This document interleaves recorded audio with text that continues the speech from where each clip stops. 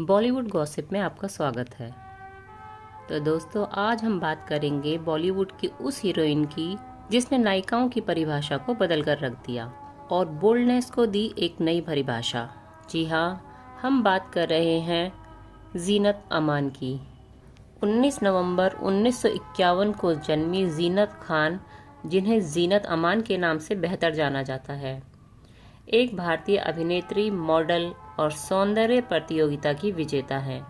उन्हें पहली बार उनके मॉडलिंग के काम के लिए पहचान मिली और 19 साल की उम्र में उन्होंने सौंदर्य प्रतियोगिताओं में भाग लिया, जिसमें उन्होंने 1970 में फेमिना मिस इंडिया प्रतियोगिता और मिस एशिया पैसिफिक इंटरनेशनल प्रतियोगिता जीती। उन्होंने 1970 में अपने अभिनय करियर की शुरुआत की और उनके शुरुआती कामों में द एविल विदिन और हलचल जैसी फिल्में शामिल हैं। हिंदी सिनेमा की सदाबहार अभिनेत्री जीनत अमान की जिंदगी के पन्ने बहुत दिलचस्प रहे। फिल्में हो या फिर personal life, Zeenat Aman career के दिनों में हमेशा सुर्खियों में रही। मॉडलिंग से एक्टिंग और फिर 2 टूटी शादियों तक, जीनत अमान की जिंदगी में कुछ ऐसी अनकही बातें हैं जो शायद ही आप जानते हैं। जीनत अमान अपने जमाने की उम्दा अभिनेत्रियों में से एक रही हैं। एक्टिंग से लेकर बोल्डनेस तक जीनत अमान का कोई जवाब नहीं था। वह 70 से 80 दशक की सबसे चर्चित अभिनेत्री थी, जिसके किस्से हेडलाइंस में छाए रहते थे। जीनत अमान की जिंदगी यूं तो खुली किताब है, लेकिन कुछ बातों से आप पक्का अनजान होंगे। आज हम आपको जीनत अमान की पर्सनल और प्रोफेशनल लाइफ के कुछ अनजाने और अनकहे किस्से बताने जा रहे हैं। मुंबई में जन्मी जीनत अमान की मां वर्धनी हिंदू थी, वहीं पिता अमनुल्लाह खान एक मुस्लिम थे। जीनत के पिता हिंदी सिनेमा के मशहूर स्क्रीन राइटर थे, जिन्होंने मुगले आजम और पाकीजा जैसी ब्लॉकबस्टर फिल्में लिखी हैं। वह स्क्रीन राइटिंग हमेशा अमान नाम से लिखते थे, इसलिए जीनत ने भी अपना सरनेम खान की बजाय अमान लिखना शुरू कर दिया और इसी से मशहूर हो गई। जीनत अमान ने अपने पिता को 13 साल की उम्र में हमेशा के लिए खो दिया था। जब वह छोटी थी तब उनके माता पिता का भी तलाक हो गया था। पंचगनी में स्कूलिंग करने के बाद जीनत आगे पढ़ाई करने के लिए लॉस एंजलिस चली गई, लेकिन अपना ग्रेजुएशन पूरा नहीं कर पाई। इसके बाद उन्होंने भारत वापसी की और एंटरटेनमेंट की दुनिया में कदम रखा। फिल्मों से पहले जीनत अमान का मॉडलिंग की दुनिया में सिक्का चलता था। वह फेमिना मिस इंडिया प्रतियोगिता की दूसरी उपविजेता रही, जिसके बाद उन्होंने 1970 में मिस एशिया पैसिफिक का खिताब जीता। वह यह खिताब पाने वाली पहली दक्षिण एशियाई महिला है। जीनत अमान ने अपने एक्टिंग करियर की शुरुआत हिंदी नहीं बल्कि इंडो फिलिपिनो ड्रामा से की थी। जी हाँ, यह Philippine director Lamberto V Avellana के निर्देशक में बनी 1970 की drama thriller The Evil Within में पहली बार नजर आई थी। जीनत के साथ लीड रोल में देवानंद भी थे। हालांकि फिल्म कमर्शियली अनसक्सेसफुल रही। 1971 में हलचल से जीनत अमान ने बॉलीवुड में करियर शुरू किया और छोटा सा रोल प्ले किया।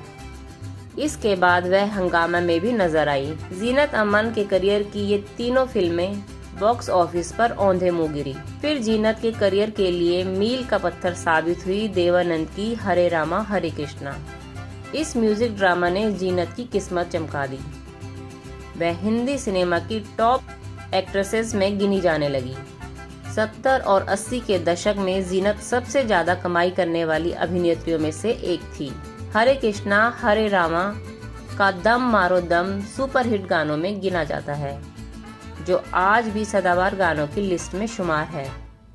इस गाने के जरिए देवानंद और जीनत ने बॉलीवुड में हिप्पी कल्चर की शुरुआत की थी। गाने को लेकर काफी विवाद भी हुआ था। गाने में गांजे का इस्तेमाल किए जाने पर खूब बवाल मचा था। इसे उस वक्त ऑल इंडिया रेडियो में बैन कर दिया था। फिल्म सत्यम शिवम सुंदरम को कोई कैसे भूल सकता है। इस फिल्म में जीनत को कास्ट करने के पीछे की कहानी बड़ी दिलचस्प है। जब राज कपूर फिल्म में लीड हीरोइन के लिए ऑडिशन कर रहे थे, तभी जले हुआ चेहरा लेकर एक देहाती लड़की उनके ऑफिस में पहुंचती है। ये लड़की कोई और नहीं बल्कि जीनत अमान थी। जीनत की इस स्प्रिट को देख राज कपूर ने उन्हें तुरंत फाइनल कर दिया।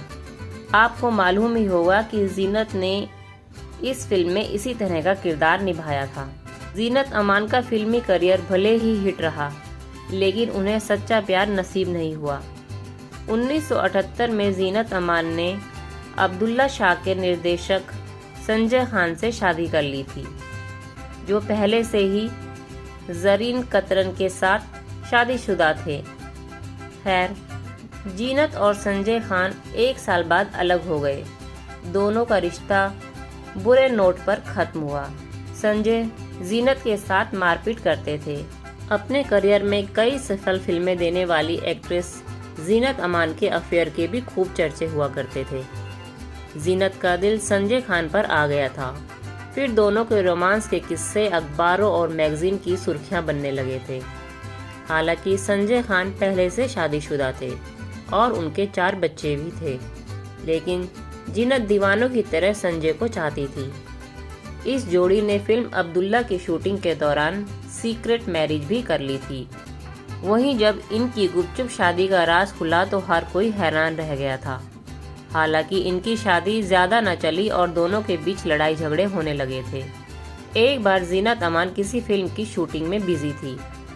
इसी दौरान उनके पास संजय खान का फोन आया कि उन्हें फिल्म अब्दुल्ला के एक गाने को फिर से शूट करना है। हालांकि उस गाने की शूटिंग हो चुकी थी। जीनत अमान ने संजय खान की बात नहीं मानी। उन्होंने कहा कि वो अभी बिजी हैं, बाद में आएंगी। लेकिन जब वह शूटिंग खत्म करके संजय खान से मिलने पहुंची तो पता चला वह होटल में है। और जब वह होटल मिलने पहुंची तो बताया जाता है कि संजय खान ने होटल का कमरा बंद करके जीनत अमान को मार मार कर लहूलुहान कर दिया था। मीडिया रिपोर्ट्स के मुताबिक उस घटना के बाद जीनत की आंख से खून निकलने लगा था और जबड़ा भी टूट गया था। उनके डॉक्टर भी इस बात का खुलासा कर चुके हैं कि एक बार तो संजय ने जीनत अमान को ऐसी लात मारी थी कि उनकी पसली तक टूट गई थी। एक्ट्रेस ने अपनी biography the big mistake of my life में भी इसका खुलासा किया है।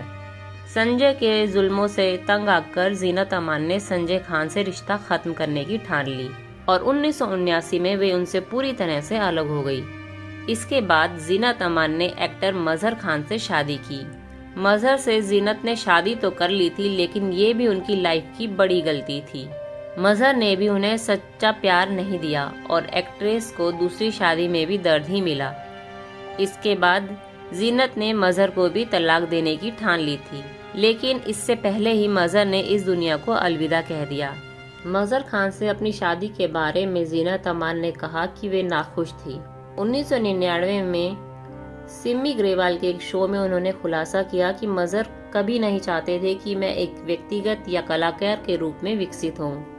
वह हमेशा चाहते थे कि मैं बच्चों के साथ रहूं और घर पर ही रहूं। शादी के पहले साल से ही मुझे एहसास हुआ कि मैंने अपनी जिंदगी की यह दूसरी बड़ी गलती की है, लेकिन मैंने इसे जीने और इसे कामयाब बनाने का फैसला किया। मैंने इसे अगले 12 सालों तक कामयाब बनाने की कोशिश की। मेरे लिए सुरंग के अंत में कोई रोशनी नहीं थी। उन 12 सालों में खुशी या आनंद का एक भी पल नहीं था, लेकिन मैंने फिर भी इसे कामयाब बनाने की कोशिश की। मजहर से जीनत के 2 बेटे हैं। 70 के दशक की एक्ट्रेस जीनत अमान का बॉलीवुड करियर काफी सफल रहा। वे उस समय की सबसे बोल्ड एक्ट्रेस मानी जाती थी। एक्ट्रेस ने अपने करियर में कई शानदार फिल्में दी और फैंस उनकी फिल्मों के दीवाने हुआ करते थे। जीनत की प्रोफेशनल लाइफ जितनी सक्सेसफुल थी, उनकी पर्सनल लाइफ उतनी ही कांटों से भरी हुई थी। 2 शादियां और बहुत से अफेयर होने के बाद भी जीनत को सच्चा प्यार नसीब नहीं हुआ। उनकी दोनों ही शादियां असफल साबित हुई। 1970 में फिल्म हंगामा से जीनत ने बॉलीवुड में डेब्यू किया था। देखते ही देखते उन्होंने हिंदी फिल्म इंडस्ट्री का पूरा ट्रेंड बदल दिया और बिंदास एक्ट्रेस के तौर पर सिल्वर स्क्रीन पर राज करने लगी। वे उस जमाने की सबसे बोल्ड एक्ट्रेस थी। उनकी ड्रेसिंग काफी चर्चा में रहती थी। जीनत के वेस्टर्न अवतार और बिकनी लुक ने बॉलीवुड की एक्ट्रेस को इंस्पिरेशन दी और सलवार सूट में नजर आने वाली अभिनेत्रियों के लिए वो रोल मॉडल बन गई। यादों की बारात की सफलता के बाद जीनत अमान स्टार बन गई। इस फिल्म में चुरा लिया है तुमने जो दिल को गीत जीनत पर फिल्माया गया और वे युवाओं के दिल की धड़कन बन गई। वेस्टर्न लुक, हॉट अंदाज और कपड़े पहनने में कंजूसी के कारण जीनत अमान मैगजीन की पसंदीदा अभिनेत्री बन गई। कई मैगजीन के कवर की उन्होंने शोभा बढ़ाई और इसी वजह से उन्हें कवर गर्ल भी कहा जाने लगा। जीनत अमान को कभी अच्छी अभिनेत्री नहीं माना गया। इसके बावजूद उन्होंने उस दौर के नामी film maker Devanand, Raj Kapoor, B.R. Chopra, Firoz Khan, Prakash Mehra, Manoj Kumar, Manmohan Desai और राज खोसला के साथ काम किया। 1978 में जीनत की 2 बड़ी फिल्में सत्यम शिवम सुंदरम और शालीमार फ्लॉप रही, जिससे जीनत के करियर पर प्रश्न चिन्ह लग गया। लेकिन जीनत ने सफल वापसी की। सत्यम शिवम सुंदरम को राज कपूर ने निर्देशित किया था, जिनके साथ फिल्म करना हर हीरोइन का ख्वाब होता है। जीनत ने इस फिल्म में जमकर अंग प्रदर्शन किया और उन्हें कुरूप स्त्री के रूप में फिल्म में पेश किया गया। फिल्म के प्रदर्शित होने के बाद जीनत की जमकर आलोचना हुई, लेकिन बाद में उन्हें इस फिल्म के जरिए ख्याति भी मिली। जीनत ने अपने दौर के नामी स्टार्स अमिताभ बच्चन, धर्मेंद्र, जितेंद्र, देवानंद, राजेश खन्ना के साथ फिल्में की। फिल्म डॉन उन्होंने हीरोइन के बतौर एक्शन किया और उनके रोल की जमकर सराहना हुई। डॉन के निर्माता नरीमन ईरानी की फिल्म के निर्माण के दौरान मृत्यु हो गई, इसलिए जीनत अमान ने फिल्म में काम करने के बदले एक पैसा भी नहीं लिया। बॉलीवुड के सुपरस्टार देवानंद ने हरे रामा हरे कृष्णा जीनत को ऑफर की, जो 1971 में रिलीज हुई। हरे रामा हरे कृष्णा के लिए जीनत पहली चॉइस नहीं थी। पहले जीनत वाला रोल जाहिदा को ऑफर हुआ था, लेकिन वे देवानंद की बहन की बजाय उनकी प्रेमिका बनना चाहती थी। लिहाजा उन्होंने फिल्म छोड़ दी और देवानंद ने जीनत को चुन लिया। उन पर फिल्माया गया गीत दम मारो दम आज भी युवाओं की पसंद है। जीनत अमान को देवानंद बेहद पसंद करते थे। जीनत के साथ उन्होंने हीरा पन्ना, इश्क इश्क इश्क, प्रेम शास्त्र, वारंट, डार्लिंग डार्लिंग और कलाबाज जैसी फिल्में की। 70 और 80 के दशक की सफल अभिनेत्री जीनत अमान ने सोशल मीडिया पर अपनी बीमारी का खुलासा करके फैंस को हैरान कर दिया। अभिनेत्री ने बताया कि वे पिछले 4 दशक से पिटोसिस नाम की बीमारी से जूझ रही है। जीनत अमान ने सोशल मीडिया पर बताया कि उन्होंने 40 साल बाद इस बीमारी का इलाज कराया है। मई 2023 में उनकी सर्जरी हुई। अभिनेत्री ने इंस्टाग्राम पर अस्पताल से बेटे के साथ 2 तस्वीरें शेयर की है और अपनी बीमारी की वजह से आई मुश्किलों के बारे में बात की है। जीनत अमान ने फोटोज शेयर कर कैप्शन में लिखा, 18 मई 2023 को मैंने वोग इंडिया के कवर के लिए शूट किया और 19 मई 2023 को मैं सुबह जल्दी उठी, सूटकेस पैक किया और हिंदुजा अस्पताल आ गई। जीनत अमान ने अपने पोस्ट में ये भी लिखा कि पिछले 40 सालों से मेरे साथ मेरे कमरे में एक हाथी रह रहा है, जिसे बाहर का रास्ता दिखाने का समय आ गया है। मुझे पिटोसिस नाम की एक बीमारी है जो कई दशकों पहले लगी चोट का नतीजा है। इस चोट की वजह से मेरी दाहिनी आंख के आसपास की मांसपेशियां क्षतिग्रस्त हो गई थी। इन सालों में इस चोट के चलते मेरी पलकें और भी ज्यादा झुक गई और कुछ साल पहले यह इतना ज्यादा हो गया था कि मैं सही से देख भी नहीं पा रही थी। आखिर में जीनत अमान ने बताया कि धीरे धीरे उनकी रिकवरी हो रही है, लेकिन इस बात की खुशी है कि अब वह सही से देख पा रही हैं। हमारी बताई जानकारी आपको कैसी लगी कमेंट बॉक्स में ज़रूर बताएं और आपको ये जानकारी पसंद आए तो चैनल को सब्सक्राइब करना ना भूलें और वीडियो को लाइक करें।